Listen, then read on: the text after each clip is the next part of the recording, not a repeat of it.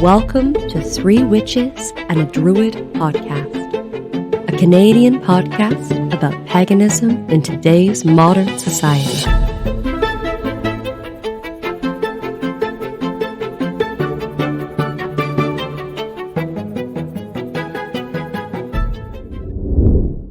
And now, Three Witches and a Druid podcast presents C.S. MacCath. For 7 weeks I've wondered, and for 7 weeks I've wept, for all the things you promised me, and promises I kept.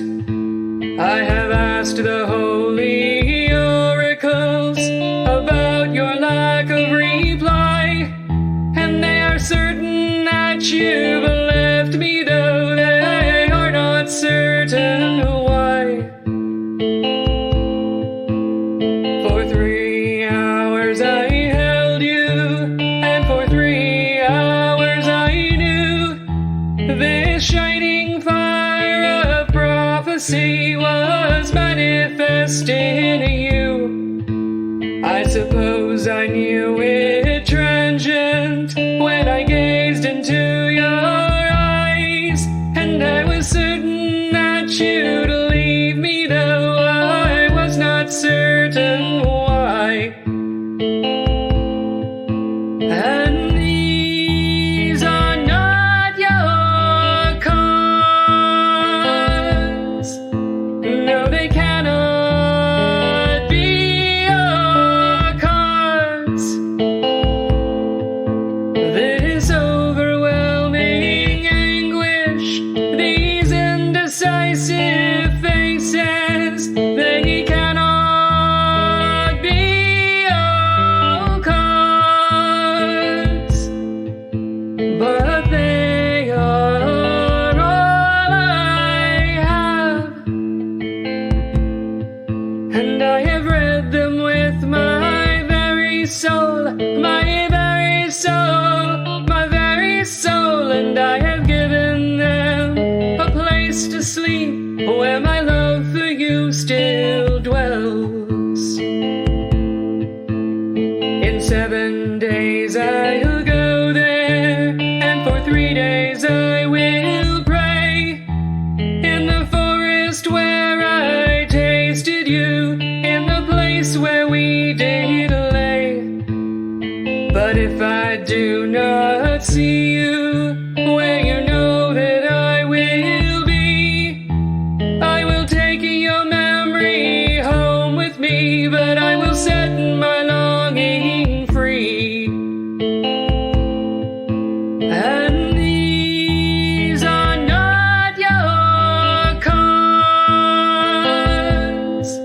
No, they cannot be your cards. This overwhelming anguish, these indecisive faces, they cannot be your cards. But they are all I have, and I have read them with my very soul, my very soul, my very soul, and I have given them a place to sleep where my love for you still dwells. For 7 weeks I wondered, and for 7 weeks I've wept. Hello, and welcome to Three Witches and a Druid. And we are here today recording a bonus episode because the lovely Maeve was not present when we did our discussion of beliefs and opinions, and not that that's not what this is all the time anyway, but our wonderful question and answer period that Gwen hosted over the last 2 episodes. So Maeve is going to fill in all her blanks here this evening. I completely misunderstood that those were questions and not statements. We'll figure it out. It'll be okay. So here we go. And like we started before and ended up making 2 episodes out of it, lightning rounds, right? Everybody What very do I quickly. win? So Come on, Answer the best way you want. the best. So the best way you can. And so I'll ask the question, you can kind of give an answer. And then also we did a 1 to 5 of the importance it had for you, Okay, I got it. with 5 being the most important. Okay, this will learn me to listen to the podcast. Like, what the heck you guys meant? Belief systems or worldviews. So there's beliefs that fit together in a system that makes sense of a universe. That's one of the key elements of religions. We have lots of options. Neo-paganism. We have gods, goddesses, few different genders. We have archetypes. How do you see them? And who are we? Are we like biological robots, or are we beings of light, or, afterlife? There's all sorts of beliefs that are tied up. I think what's very interesting is I know what I believed for years and years and years. And I suppose I took it on faith that we are all connected and everybody is made up of that universal energy that is between everybody and between us all. And I was reading this book that I think Rhonda had recommended from Joe Dispenza. And it was about getting rid of who you were, becoming something new, whatever the heck the name of the book is. Anyway, he wrote this, and this kind of sums up how science is caught up in mysticism. And it describes things very well. And it starts with, within the brain, are there specific tissues that are responsible to keep the heart beating? The answer is yes. And what are those tissues made up of? Well, they're made up of cells. And what are cells made up of? They're made up of molecules. And what are those molecules made up of? Well, molecules are made of atoms. And what are those atoms made up of? Subatomic particles. And what are those subatomic particles primarily composed of? Energy. So every single thing is made up of energy. And all these particles together. So how on earth can we possibly be separate from each other, from the universe, from the stars, and from from deity and all the energy? What is it in a fiction book, a science fiction book I read once, and someone said, they were talking about creation, and they were like, well, the universe spun out of nothingness. Yeah, but what was the spinner? Yeah. So it's that source energy, I think. And I'm very eclectic, and I have gods and goddesses from all around and different cultural things that I will do. And to me, it's all the same. It's all the same source, different faces, different manifestations, different needs. But for me, we are all just connected. And to think that I am any different from those lovely flowers sitting there, I'm not. And that's very encouraging, because I'm not any different than those beautiful flowers. You know what I mean? That tree, the ocean, when you're feeling down, it's like, I am the same. So that is very, Joe Dispenza, Unmaking How You're, I know that book. I know that book. So that was very interesting. That is a central belief, because everything else comes out of that. Mm-hmm. Your relationship with deity, in the sense of gods and goddesses or archetypes, all of that, afterlife. So how would you rate that on a scale of 1 to 5? In importance to me? Oh, 5. Yeah. 6. That would be extraordinarily important. Yes. So another element of religion is community. How important is community to you? And I think I know the answer to this. Community is very important to me. As I have gotten older, if there's bullshit in the community, it's like, keep away from me. But no, community is very important, I feel, because I think it goes back to, I remember in the beginning when I discovered what I was, sort of idea.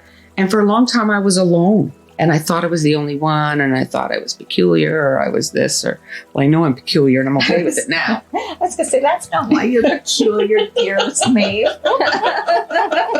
So I do feel that having a community to turn to, and because we are not one of the mainstream, big 3 monotheistic religions, it's nice to have, I find sometimes sitting around with other pagans, and I don't have to talk about my boat maybe, or my renovations, or I don't know, just it's nice to be able to talk about common themes and to have things in common and to be able to express yourself freely and to have a support system and to help each other. I think that's very important.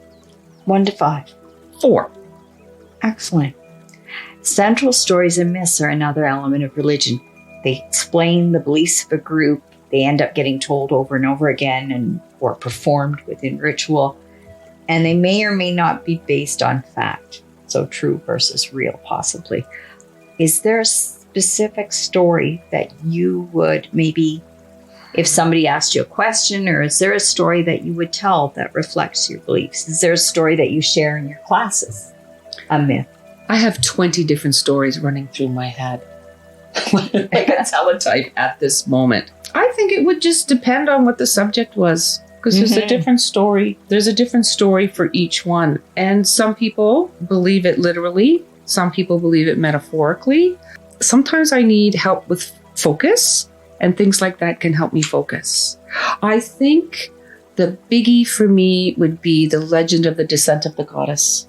Okay. That's a big one for me to put aside. That story always just really, really struck me.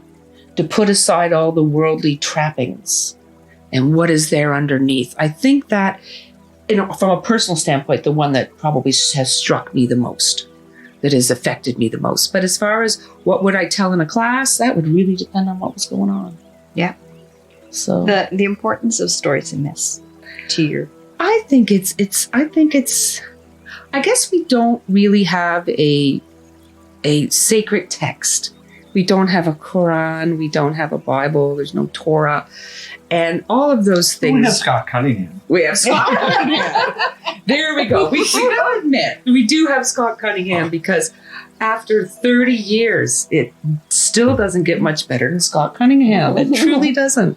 I wonder if he has a clue. Yeah. Like if he did, before he died, have an idea of the effect he's had rippling ever outwards. For years to And come. generational. Yeah. Well, just the ability to be a solitary. Yeah. Yes. To popularize that ability that you did not need initiation. You did, yes. And to know that you can connect and you can be, I don't know, even worthy or whatever the case might be, without that someone, knighting you. Telling as you it you're would good be. enough. But stories are good because they are metaphors for life. And they can be good. They're not super central to me. Mind you, I do, and I guess we'll get to that, I do love researching gods and goddesses. Right. But the stories around them are okay. I'm more interested in their archetype. Right. Than necessarily their story. The stories, I'd say, are rated 3. Yeah. 3. Yeah. Yeah. So number 4, rituals. Beliefs are explained, taught, and made real through ceremony. Rituals also do a lot of other things. I think they bind communities together and all sorts of... they celebrate. What kind of rituals do you... solitary versus group? I think they're all pretty equally wonderful. They're equally wonderful. I think they are. Now, don't get me wrong. I love big, public ritual. And I love being in one. And I love putting one on and all of that. But I find, and for celebrating seasons and places and being together, I do love a public ritual. But I love a solitary ritual as well. If you don't have a tight-knit coven that you're involved in, you do go to public rituals. If you're needing to do self-exploration, and a lot can happen in self-exploration or looking into things, and you can become very emotional, and you're not going to want to break down and cry, on your knees in a big public ritual. It's happened. It's happened. But I find that to be able to look inside, maybe you would miss out, I think, on so much if you didn't have your private rituals too. I think you would miss out on some. Like I say, if you didn't have a real tight coven, I think you would miss out. So I think they're both equally.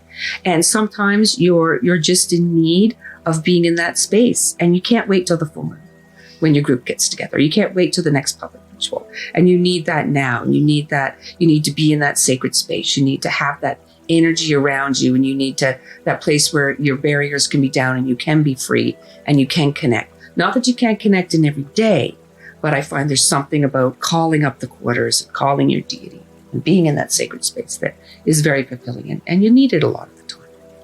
1 to 5. 5 for both. Wonderful. Wonderful. For me.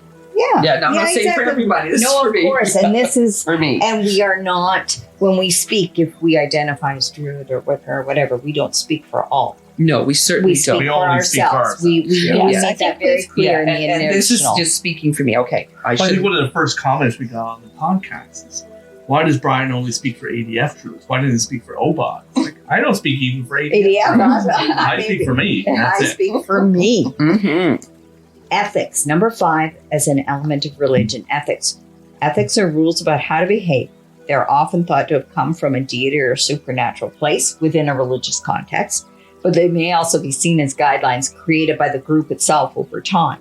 Well, I understand. Well, obviously the read. And at harm none, do what you will. I actually was just talking about this with some people on Sunday, just the other day.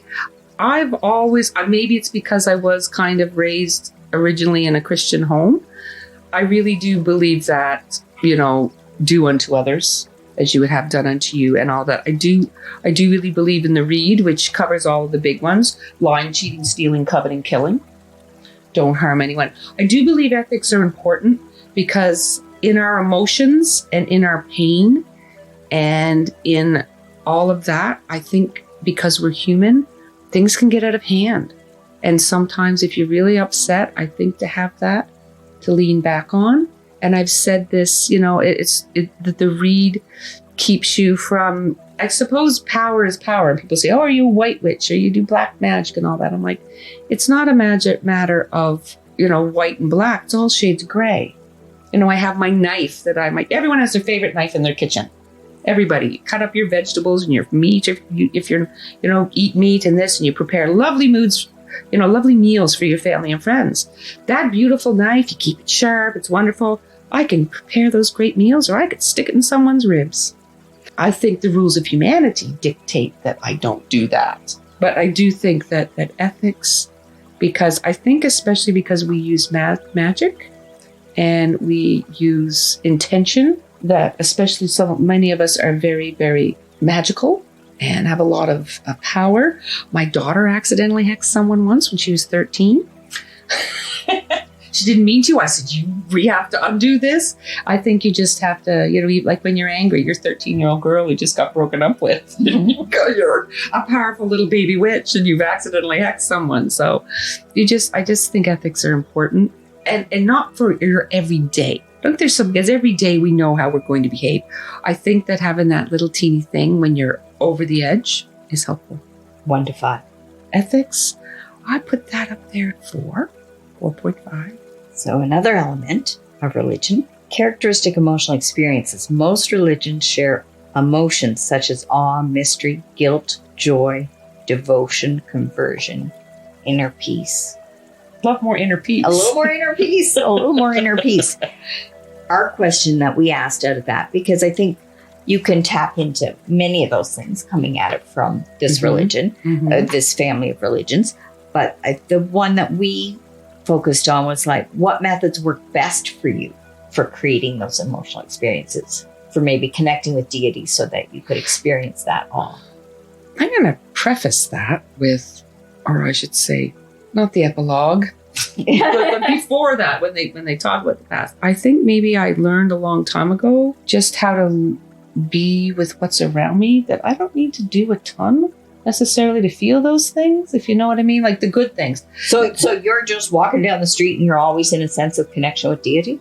A lot of the I've time, done a lot of group work with you where we specifically work on different methods of connection. Oh, we do. And I'm always happy to work on, maybe that I'm not expressing this correctly. There is a difference between doing group work and doing that connection and just your everyday life, remembering you're part of those flowers. Maybe I'm getting the two confused.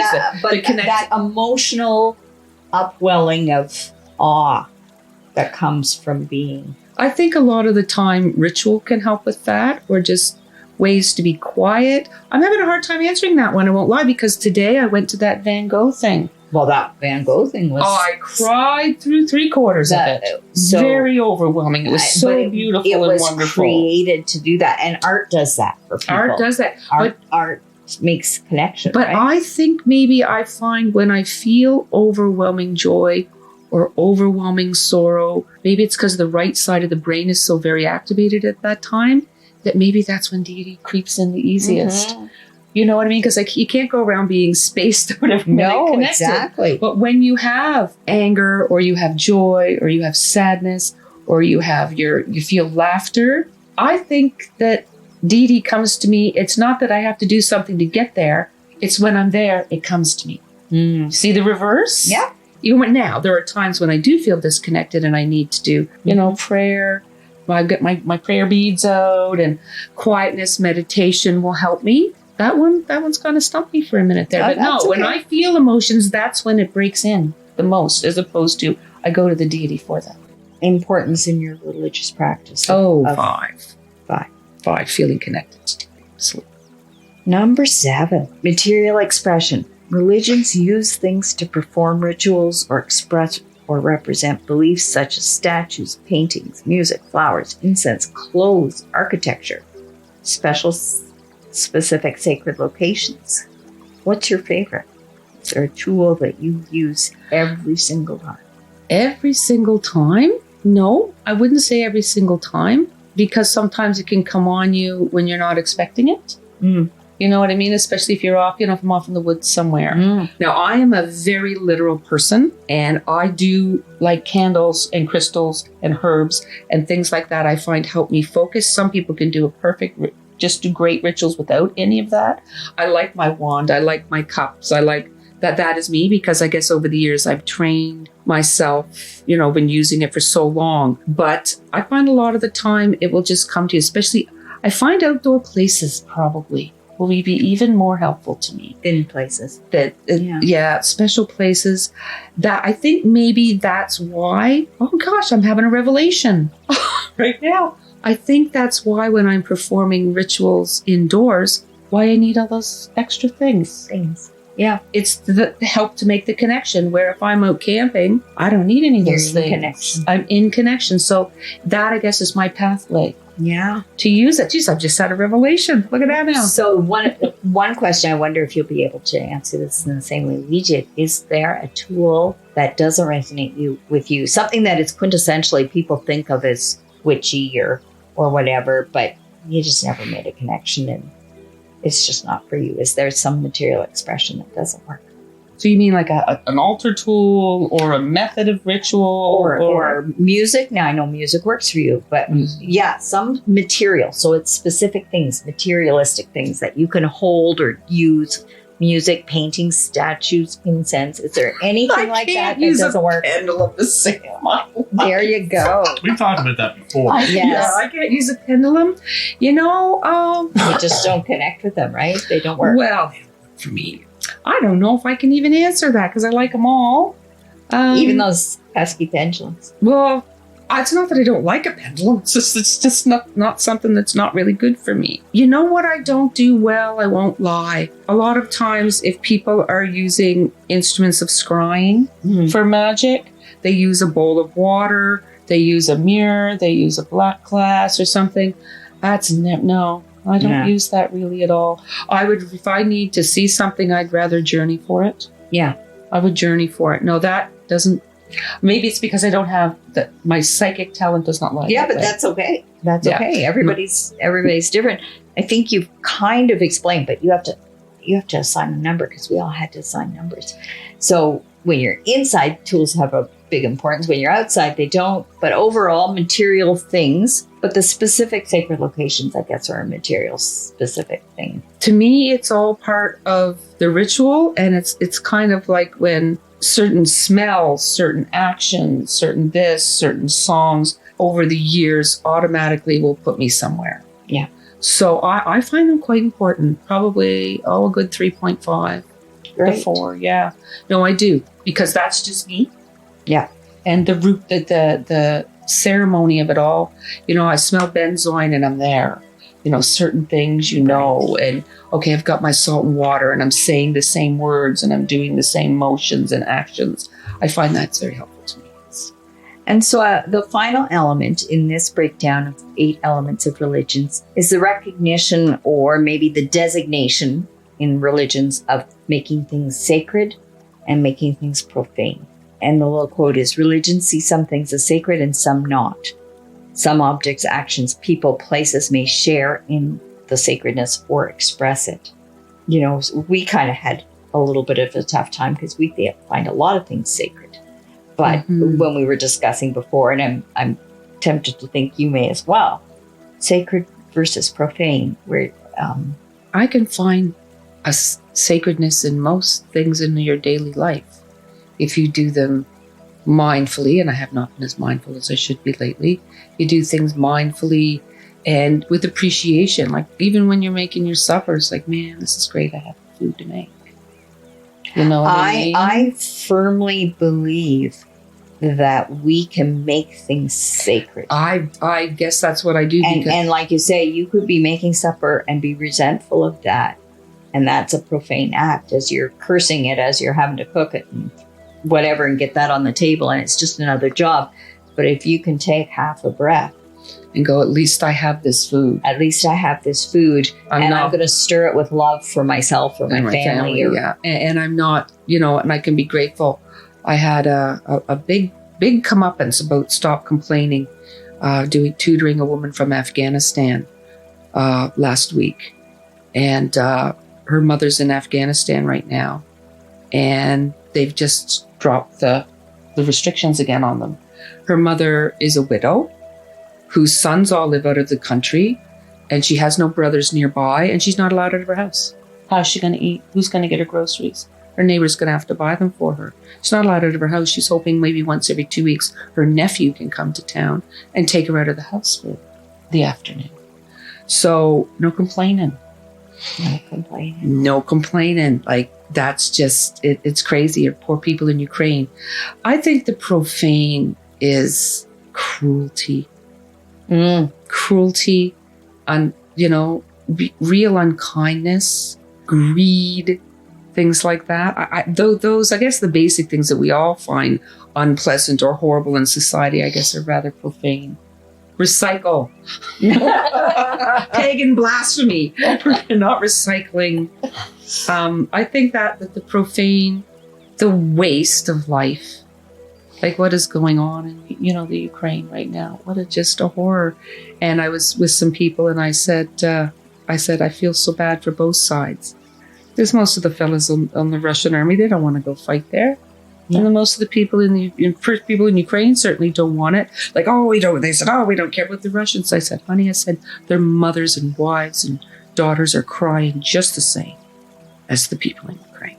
So the whole thing is just a horror. So things like that, I think. Yeah, I think that's what I think. Excellent. Very good. Thank you for playing. Thank you very much. Oh my God. I didn't speed round it too much. I didn't do it in 35 seconds. No, but it was also decently, it wasn't long. No. There we go. So we're cooking with gas. Thank you, Gwen. Yes, that wraps up our bonus mini episode of The Insights. And thank you for not passing me over. That's wonderful because I couldn't make it. That was something. And before we close up here, I just can't say enough wonderful things to our listeners about how appreciative I am, for sure, that people are listening and, sending comments and things like that. Questions, all of it. I just, when you see how many downloads we have, I'm just astonished every time that anyone's listening. So there we go. Three Witches and a Druid podcast would like to take a moment to thank our amazing Patreon supporters. Today, we shout out to Danny, Tania, Sarah, Lore, Kay, Linda, Jennifer, Highland Horde, and Larry. Without your generous support and contributions, we couldn't bring you this magical content, and we thank you for listening. And until next time, everybody, take care and merry meet, merry part, and merry meet again. Blessed be. This has been Three Witches and a Druid podcast. Thanks for listening.